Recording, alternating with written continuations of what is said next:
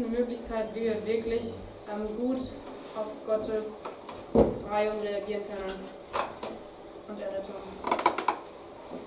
Worship. To worship Him, yes. Anbetung, ihn anzubeten, To thank Him, to praise Him, ihm zu danken, ihn zu preisen, to declare who He is wenn wir ausbeten und aussprechen, wer er ist and continues to be. und wer er immer bleiben wird. And loving obedience. Gehorsam aus Liebe, Living in loving obedience. in Gehorsam aus Liebe zu leben. And all of this is also something that we see in the book of Exodus. All das sehen wir auch im zweiten Buch Mose. As I've said, God did not just lead them out to leave them in the desert. Wie ich schon gesagt habe, Gott hat sie nicht einfach nur herausgeführt, um sie in der Wüste zu lassen. He brought them out to bring them to a place. Er hat sie herausgeholt, damit er sie an einen bestimmten Ort bringen kann. Ultimately to the promised land. Schließlich ins verheißene Land, But first of all, to this one mountain called Sinai. aber zuerst zu diesem einen Berg, der Sinai genannt wird. In chapter 19 we read about this, how they make their way to this mountain where God had first met with Moses. In Kapitel 19 lesen wir, wie sie zu diesem Berg kamen, wo Gott zuerst Mose begegnet ist. And they set up camp there. Dort haben sie ein Lager aufgeschlagen And God says something really significant to und Moses. Gott sagt was Bedeutendes zu Mose hier. Can someone read this in chapter 19, Kann es jemand lesen, Kapitel 19, verses 3 to 6? Verse 3 bis 6.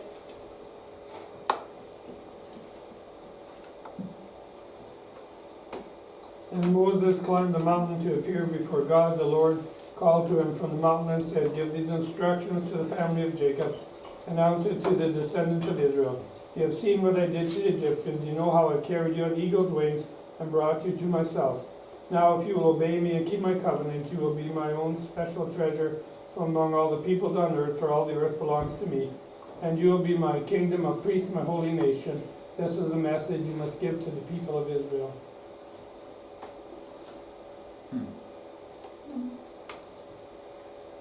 Wow. So this is what God had in mind for them, for their lives. Wow, das ist großartig. Das ist, was Gott sich überlegt hat für ihr Leben. That they would be His people. Dass sie sein Volk werden. That He would be their God and that they would be His people. Dass er ihr Gott sein kann und dass sie sein Volk sind. And then in verse 5 He says, Und in Vers 5 steht, if you choose to do that, if you choose to be that, wenn ihr das tun wollt, wenn ihr euch dafür entscheidet, if you will obey me and keep my covenant, wenn ihr mir gehorcht und meinen Bund haltet, then that is who you are going to be. dann ist das, wer ihr sein werdet. But what is a covenant? Was ist denn ein Bund? I want to show you a quick video Ich möchte euch einen kleinen Videoclip zeigen about that. darüber. I feel like it's explained pretty well by these guys at the Bible Project. Ich finde, es wird ziemlich gut erklärt von den Leuten hier im Bibelprojekt. And of course, we've first seen covenants come up very early in Genesis. Und wir sehen Bünde schon ganz früh im ersten Buch Mose, How God made a covenant with Noah and then a covenant with Abraham. wie Gott einen Bund mit Noah und dann auch mit Abraham geschlossen hat. And so this is going to be explained a little bit here in this video. Und das wird hier im Video kurz erklärt. If you've been around Christians, you've probably heard of the idea of having a personal relationship with God, which could mean different things in the Bible, like having God as a friend, or your father, or maybe your teacher. But there's one particular way that the Bible talks about this relationship that you find all over. But strangely, we don't talk about it that much, and that's the idea of a partnership with God. A partnership like working alongside someone to accomplish a goal together. Right, and this is actually what you see at the beginning of the Bible. God creates this good world full of all of this potential. And then God appoints these unique creatures, humans, as His partners in bringing more and more goodness out of all that potential. But the humans don't want to partner with God. They rebel and try to create a world on their own terms. And so this broken partnership is the Bible's explanation for why we're stuck in a world of corruption and injustice and the tragedy of death. It's not like there's just one or two humans who have bailed on this relationship. In the story of the Bible, everyone has abandoned the partnership with God. So what God does is select a smaller group of people out of the many, and He makes a new partnership with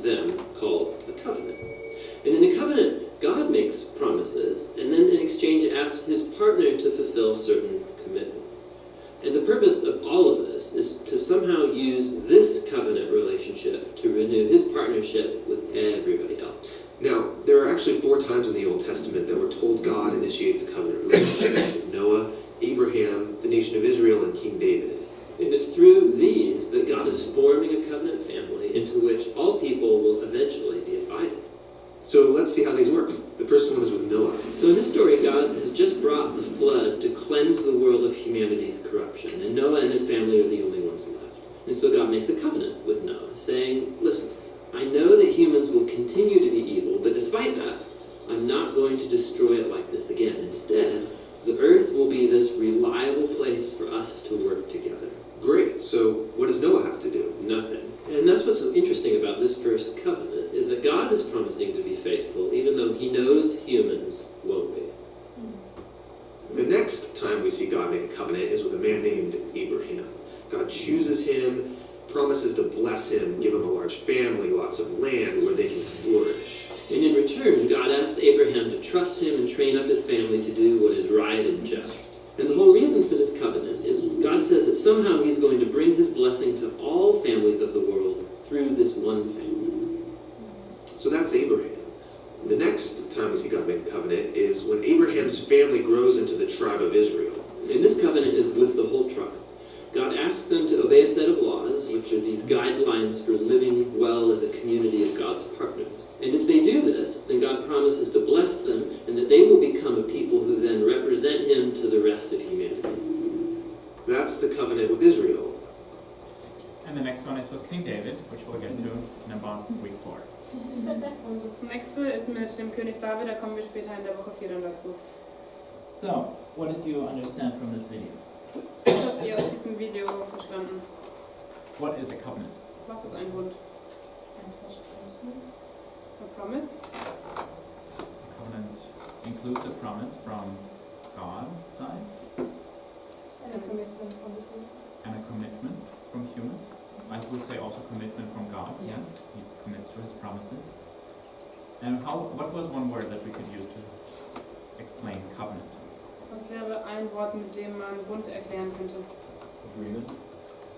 I heard partnership. It describes a partnership, and it's basically an agreement, or kind of like a contract, that we're going to be in partnership. Das ist wie ein Vertrag oder ein Übereinkommen. And in biblical times, people made a lot of such agreements, such contracts with each other. Und in biblischen Zeiten haben die Leute viele solcher Übereinkünfte miteinander geschlossen.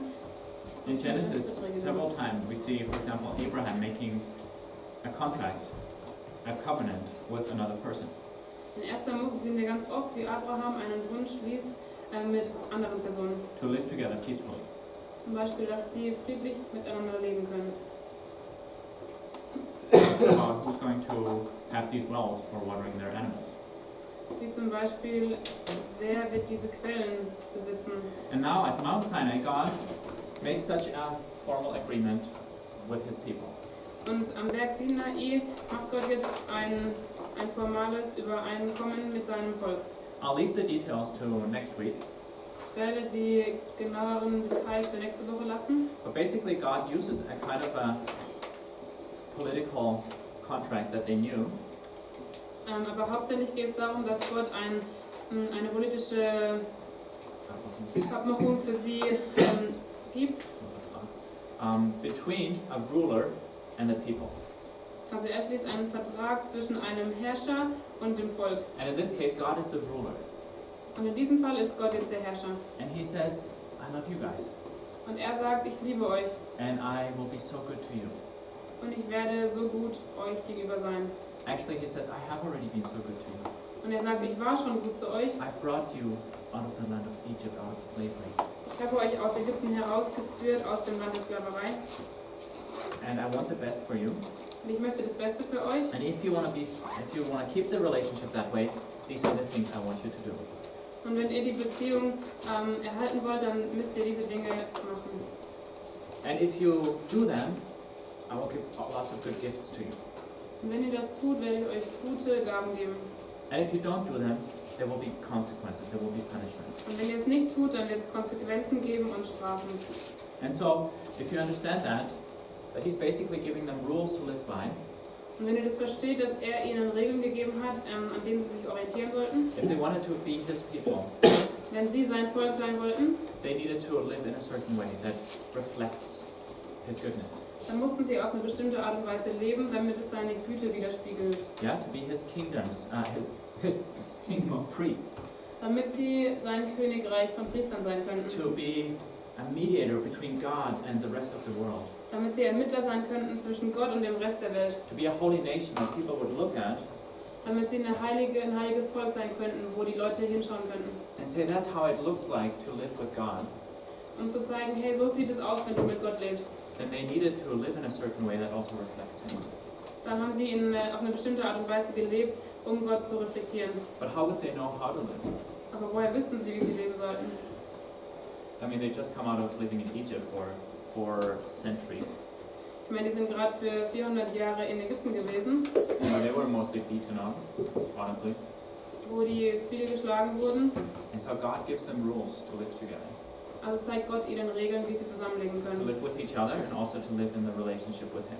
Um ihnen zu zeigen, wie sie miteinander leben sollten und auch in der Beziehung zu ihm. But for me, it's important that you realize that this covenant, this relationship, it started before the rules. Aber für mich ist es wichtig, dass ihr wisst, dass dieser Bund schon angefangen hat, bevor diese Regeln da waren. God had already chosen them to be His people. He had already promised to Abraham.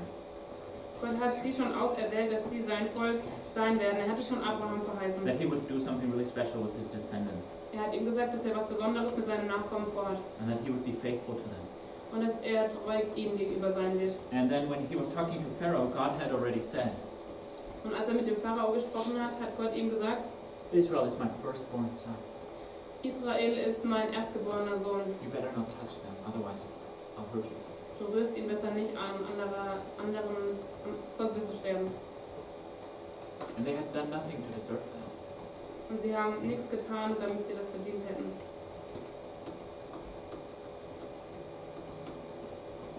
Nothing to earn all of that. That was just God's love for them.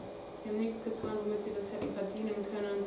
Nichts, womit sie sich Gottes Liebe erarbeitet But hätten. now God is inviting them to be His very own nation. Aber Gott lädt sie ein, dass sie sein eigenes Land werden. That they would also see themselves that we belong to Yahweh and not to anyone else. Dass sie sein Volk werden können und sehen, wir gehören zu Yahweh und zu niemand anderem sonst. That they had been set free from slavery to Pharaoh, Dass sie befreit wurden aus der Sklaverei, befreit vom Pharao. but they were not just free to be doing whatever they wanted. Aber sie waren nicht frei zu tun, was auch immer sie wollten. Sometimes we think freedom means, complete freedom is just to do whatever I want. Manchmal denken wir, komplette Freiheit ist das zu tun, was immer ich möchte. But how would you describe that? If I did all the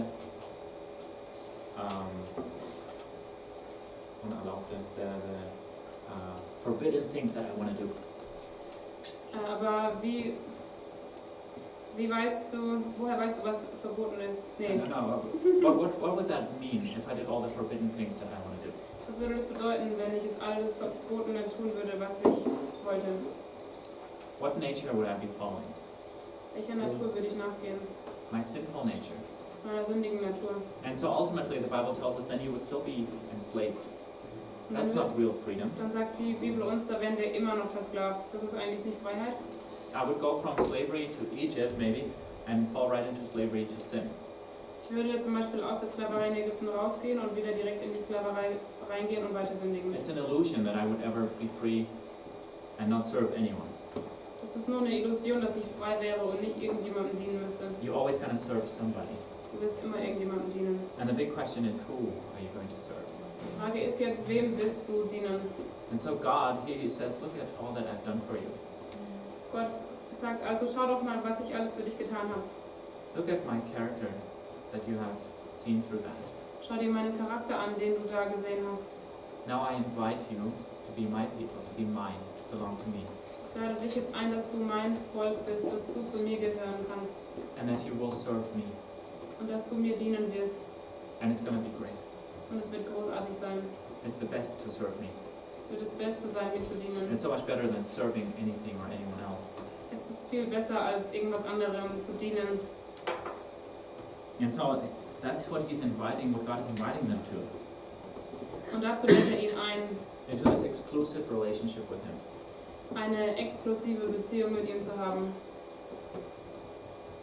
And if they did that, then they would truly start to look like him.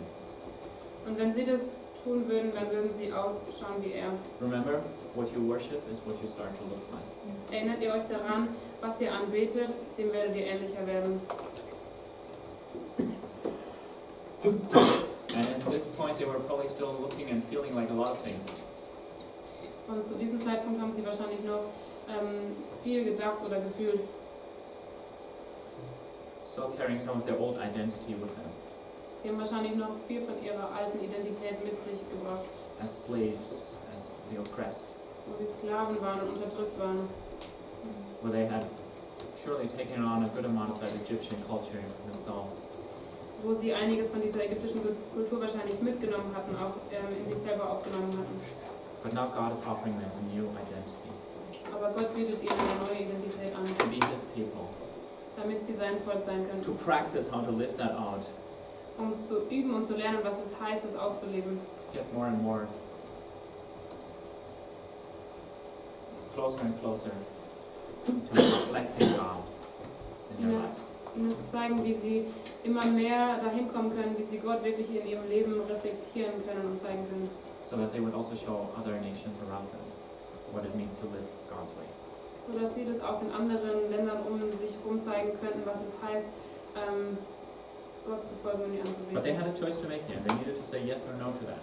Aber sie mussten eine Entscheidung treffen, sie mussten Ja oder Nein dazu sagen. If they wanted God to be their king, their ruler, their God, Wenn sie wollten, dass Gott der König wird, dass er ihr Herrscher wurde und ihr Gott, then they also needed to obey these ground rules.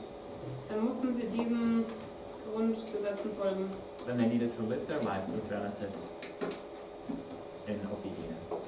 Dann mussten sie ihre Leben im Gehorsam führen, wie Werner das gesagt hat. I saw a couple of hands pop up here. Ich habe ein paar Hände I gesehen. think Noel was first. Yeah, I'm wondering, sorry if this doesn't apply, but is this what you're talking about, the redemptive plan? And if not, what exactly is the redemptive plan that's listed here? Ist das, worüber du sprichst, gerade Gottes Erlösungsplan oder etwas anderes? It's a major part of the redemptive plan. Ein großer Teil des Erlösungsplanes It is a really significant moment in it. und es ist ein bedeutender Moment darin, ja. How God calls this group of people and the descendants of Abraham to himself to be his people. Wie Gott dieses Volk zu sich ruft, damit sie sein Volk sein können. And it shows us a whole lot about God's character as well and his purposes for people. Und es zeigt uns auch viel von Gottes Charakter und den Zweck, den er hat für die Leute. And there's a ton of biblical principles in there. Und da gibt es viele biblische Prinzipien drin. Yeah, but definitely God's redemptive plan. Aber auf jeden Fall Gottes The Exodus, Erlösungsplan. big event in God's redemptive plan, to bring his people out where he's going to be forming the people of Israel, taking them to the promised land. Okay, so if that's not the full extent of God's redemptive plan, then is that what we will be reading later?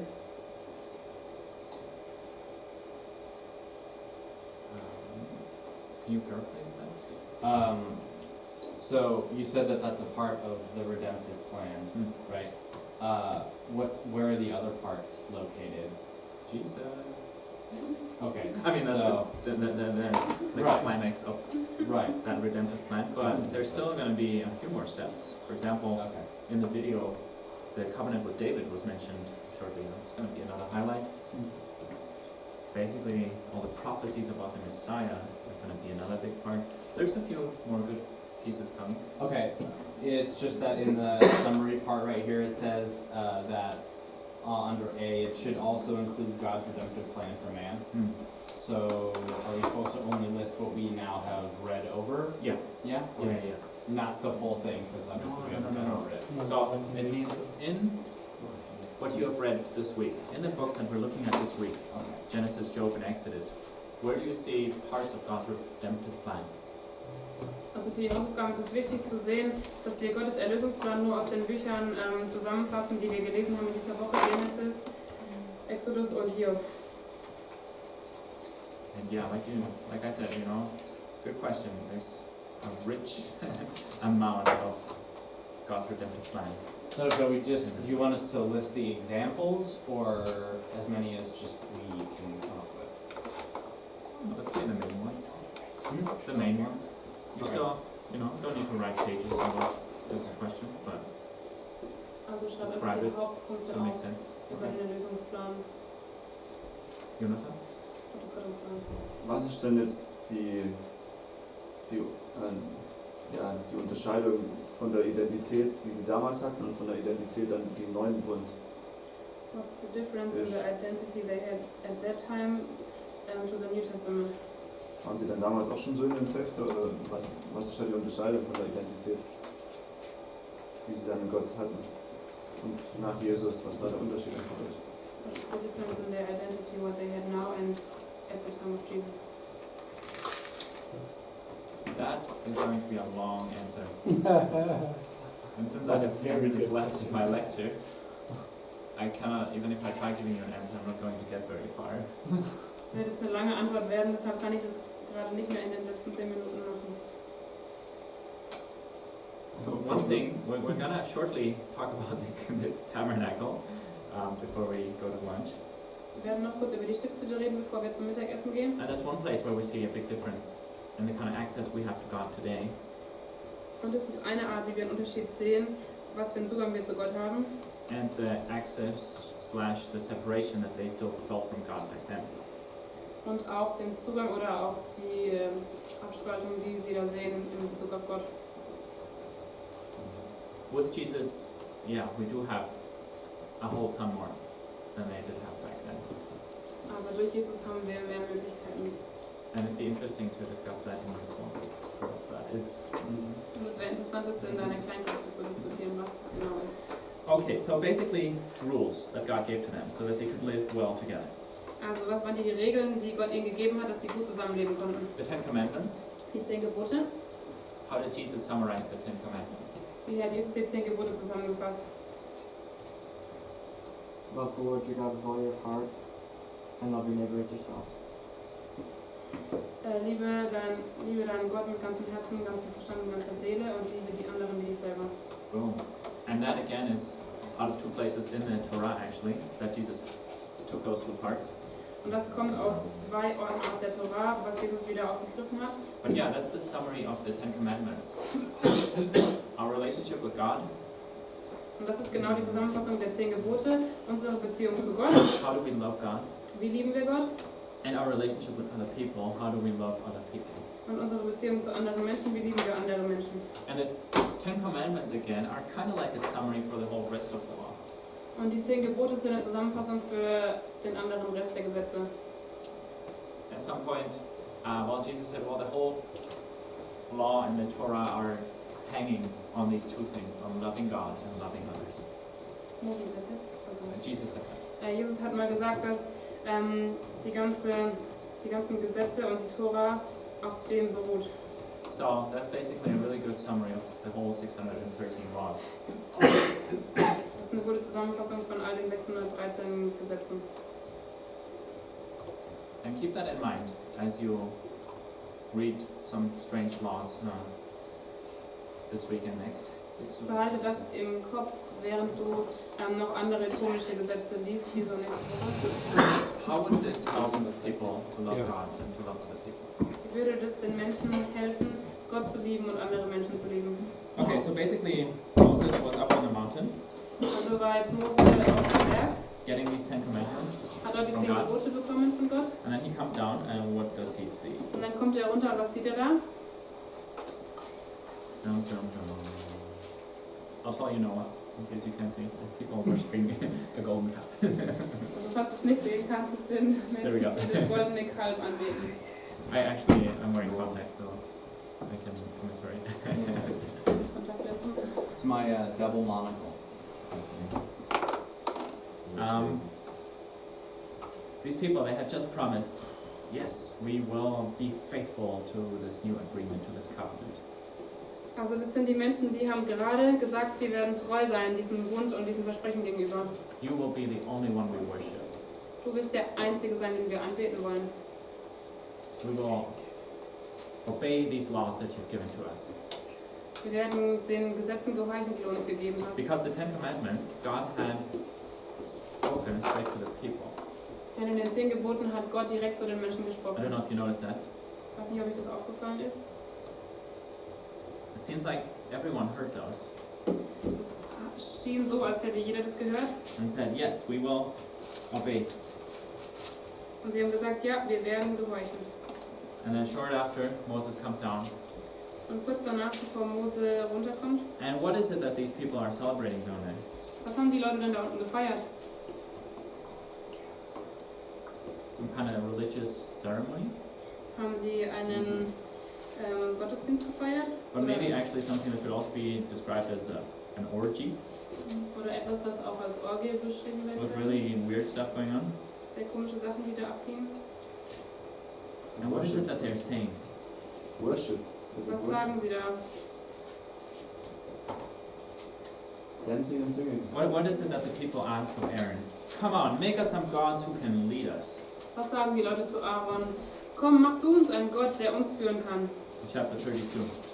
In Kapitel 32.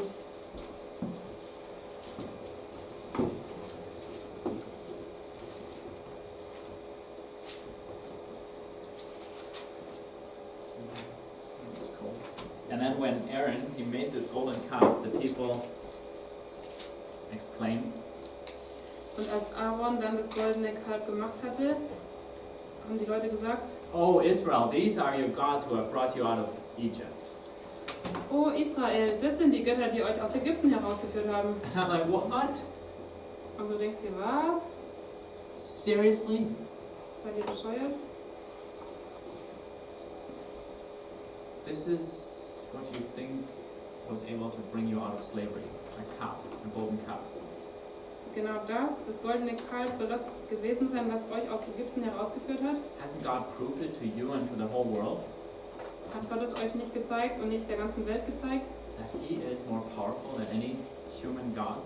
Dass er viel mächtiger ist als jeder andere menschliche Gott? He just destroyed the Egyptian bull god that they had there. Er hat gerade den ägyptischen Gott zerstört, den die da hatten. And He has made Himself known to them. Und er hat sich selbst ihnen gezeigt. I am the God who saves you. Er hat gezeigt, ich bin der Gott, der dich rettet. I am who I am. Ich bin, der ich bin. I want you to be my special possession. I want you to be people who reflect me. Ich möchte, dass ihr mein Volk seid und dass ihr Leute seid, die mich widerspiegeln. And now it's just, Moses is up on the mountain and it takes a little bit longer than they expected. Und Mose bleibt also ein bisschen länger auf dem Berg, als sie das erwarten. And suddenly they go straight back to what they knew, Und dann gehen sie dahin zurück, was sie vorher kannten, what they knew from Egypt, was sie aus Ägypten kannten. making a golden statue and falling down before that Dass sie eine goldene Statue errichten und davor niederknien. and doing all sorts of questionable stuff around it. Und alle anderen merkwürdigen Dinge getan haben. And it's kind of shocking. And I think you can also see that by Moses' reaction. Und das ist ziemlich schockierend und ich denke, das könnt ihr auch an Moses Reaktion erkennen. But if we're honest, Aber wenn wir ehrlich sind, aren't we sometimes so quick to forget about God geht es uns nicht auch so, dass wir manchmal ganz schnell Gott vergessen and to substitute Him for many other things und ihn durch was anderes ersetzen, that seem so appealing to us? was uns gerade einen guten Nutzen geben könnte? And that's what the Bible calls idolatry. Und das ist, was die Bibel Götzendienst nennt. For them it mostly looked like bowing down to little statues, Für sie war das also, sich niederzuknien vor irgendwelchen goldenen Statuen. which is not something that we do very much in our cultures. Das machen wir heutzutage nicht unbedingt. But really, idolatry for us, it means just when we put anything else in the place of worship that God should have. Aber Götzendienst für uns heute ist einfach, dass wir was anderes an den Platz stellen, den Gott haben sollte. And God is absolutely not okay with that. Und Gott gefällt es auf gar keinen Fall. Like I said, He is inviting us